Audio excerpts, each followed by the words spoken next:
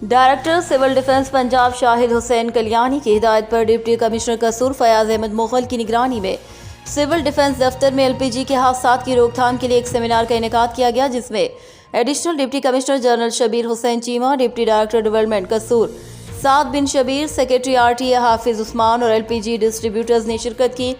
मुकर्रीन ने कहा कि दुकानदार हजरात हादसात से बचाव के लिए इस्तेमाल होने वाले आलात को यकीनी बनाएं, उनकी काविशों से हादसात में नुमाया कमी वाक़ होगी। जबकि डिस्ट्रीब्यूटर्स के नुमाइंदों ने कहा कि इस किस्म के हादसात की रोकथाम के लिए हुकूमत की तरफ से जारी करदा हिदायत पर अमल दरामद को यकीनी बनाएंगे। सिविल डिफेंस ऑफिसर सैफुल्ला का कहना था कि फाइज सेफ्टी सेमिनार का मकसद एलपीजी डिस्ट्रीब्यूटर से हादसात के बारे में आगाही फराहम करना है और हादसात की सूरत में अपने आप को और दूसरों को हादसात से महफूज रखना है।